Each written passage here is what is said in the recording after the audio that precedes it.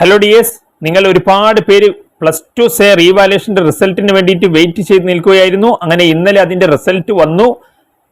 അപ്പം +2 ബയോളജിയിൽ നിങ്ങൾ വിചാരിച്ച രീതിയിൽ ആ ഒരു മാർക്ക് ചേഞ്ച് വന്നിട്ടില്ലെങ്കിൽ ഇനി എന്താണ് നിങ്ങളുടെ മുന്നിലുള്ള ഓപ്ഷൻസ് എന്നാണ് നമ്മൾ ഈ വീഡിയോയിൽ ഡിസ്കസ് ചെയ്യുന്നത്. കാരണം കഴിഞ്ഞ നമ്മുടെ ബാച്ചിൽ ഒരു പയ്യൻ അവനെ +1 ഫെയിൽ ആയിരുന്നു, പക്ഷെ +2 പാസുമായിരുന്നു. എന്നിട്ടും അവൻ +2 എഴുതിയിട്ട് +1 മാർക്ക് കൂടി എടുത്തിട്ട് അവൻ പാസ്സായി. അപ്പം അത്തരം ഒരു കേസ് ഉണ്ട്. അപ്പോൾ അതുമായി ബന്ധപ്പെട്ട കാര്യങ്ങളൊക്കെ ഞാൻ പറയാം. അപ്പം നിങ്ങളുടെ മുന്നിലുള്ള ഓപ്ഷൻസ് കാര്യങ്ങളൊക്കെ വീഡിയോ മുഴുവനായിട്ട് നിങ്ങൾ കേൾക്കുക. ഒപ്പം അത് ഞാൻ പറയുന്ന മറ്റൊരു കാര്യം, നിങ്ങൾ ഒരുപാട് പേര് ഇപ്പം നമ്മുടെ ബാച്ചിൽ ജോയിൻ ആവുന്നവർ പറയുന്ന ഒരു കാര്യമാണ്, സേ എക്സാമിന്റെ സമയത്ത് ബാച്ചിനെ കുറിച്ച് അറിഞ്ഞില്ല, അങ്ങനെ അറിഞ്ഞിരുന്നെങ്കിൽ ഒരു വർഷം നഷ്ടപ്പെടില്ലായിരുന്നു, അന്ന് തന്നെ ജോയിൻ ആയാൽ മതിയായിരുന്നു എന്ന് പറയുന്ന ഒരുപാട് പേരുണ്ട്. അപ്പോൾ ഒരുപാട് പേരിലോട്ട് എത്തിക്കാൻ വേണ്ടിയിട്ട് നിങ്ങളൊന്ന് ലൈക്ക് കമന്റ് ഒക്കെ ചെയ്ത് കഴിഞ്ഞാൽ ഒരുപാട് പേരിലോട്ട് എത്തും. അപ്പോൾ അതിന് വേണ്ടിയിട്ട് ഒന്ന് സപ്പോർട്ട് ചെയ്ത് കഴിഞ്ഞാൽ വലിയ ഉപകാരം അവർക്കും നമുക്കുമൊക്കെ. അപ്പം കാരണം ഞാൻ പറയുന്നത്, ഈ പയ്യന്റെ കേസിലും അവൻ +2 ഫെയിലായി. ആ സമയത്ത് അവൻ നമ്മുടെ ബാച്ചിൽ നമ്മളെക്കുറിച്ച് അറിഞ്ഞിരുന്നില്ല. പിന്നെ സേ എക്സാം അവൻ തന്നെ എഴുതി, ആ സമയത്തും അവൻ നമ്മുടെ ബാച്ചിൽ നമ്മളെക്കുറിച്ച് അറിഞ്ഞില്ല, ജോയിൻ ആയിട്ടുണ്ടായിരുന്നില്ല. അങ്ങനെ സേ എക്സാമിലും ഫെയിലായി. എന്നിട്ടാണ് അവൻ നമ്മുടെ ബാച്ചിൽ പിന്നീട് നമ്മളെക്കുറിച്ച് അറിഞ്ഞ് നമ്മുടെ ബാച്ചിൽ ജോയിൻ ആവുന്നത്. കാരണം നമ്മുടെ ക്ലാസ്സുകൾ ഇപ്പം തന്നെ അതിനകത്ത് സ്റ്റാർട്ട് ചെയ്ത് കഴിഞ്ഞു.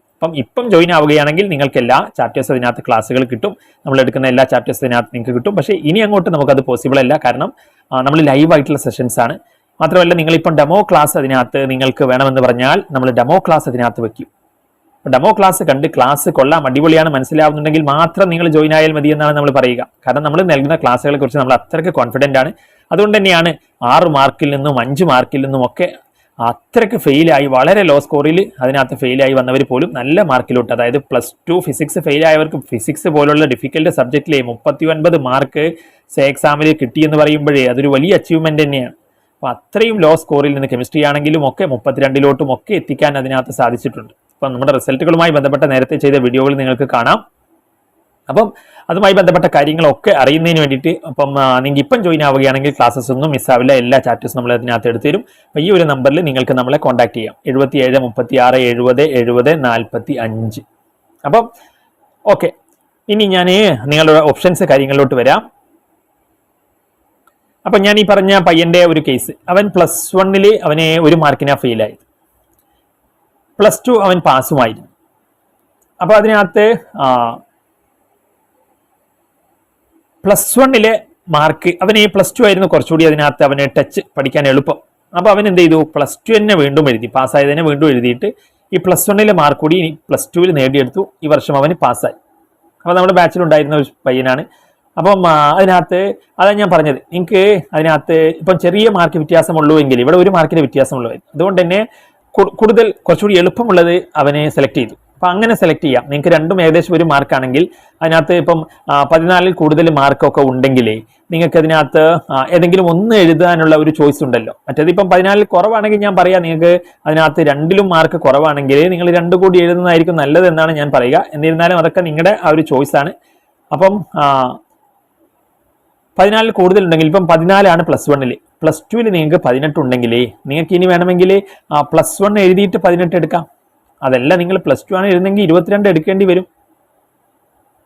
അപ്പം അതൊക്കെ നോക്കിയിട്ട് നിങ്ങളുടെ ആ ഒരു ചോയ്സ് നോക്കിയിട്ട് നിങ്ങൾക്ക് അതിനകത്ത് കാര്യങ്ങൾ സെലക്ട് ചെയ്യാം.